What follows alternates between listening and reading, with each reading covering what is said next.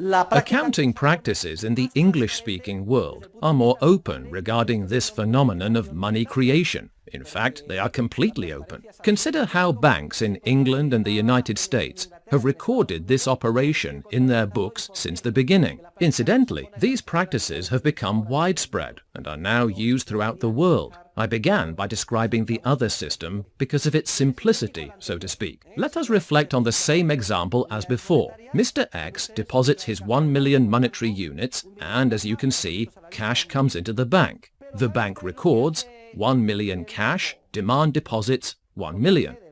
But do you know what the bank does then? It appropriates 90% and lends it to Z, just like before.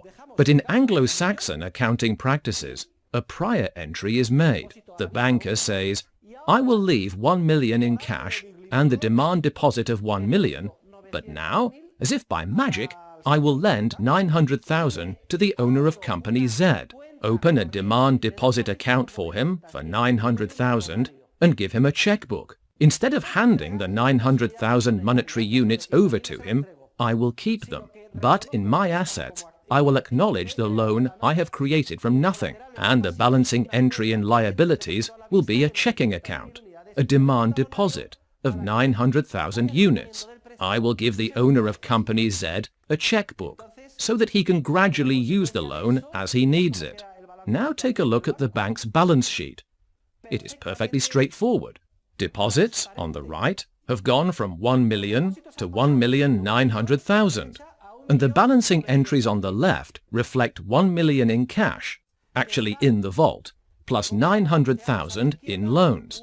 Only if the receiver of the loan begins to use the checkbook and writes checks up to the loan amount of 900,000 units to pay his suppliers, etc., will the money gradually come out of the vault, until we arrive at the very same balance sheet as before, when we discussed the continental accounting system. Once the borrower, who has received 900,000, has written several checks totaling 900,000 and has taken the money out of the bank, only 100,000 is left in cash in the bank's vault, and entries are made for 900,000 in loans and 1 million in demand deposits.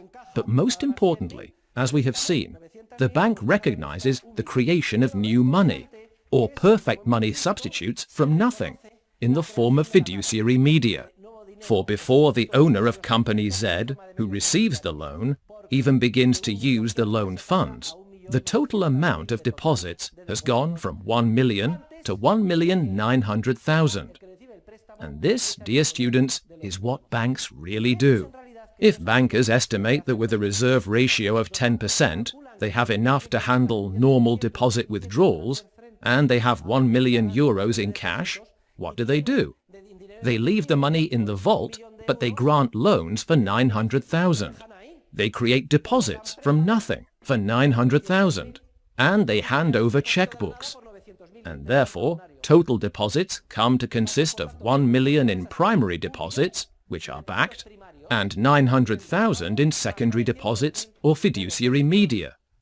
Thus, as the receiver of the loan writes checks, money gradually comes out of the bank's vault, until only 100,000 units remain, and deposits equal 1 million, only 100,000 units of which are backed, while the other 900,000 units have no backing.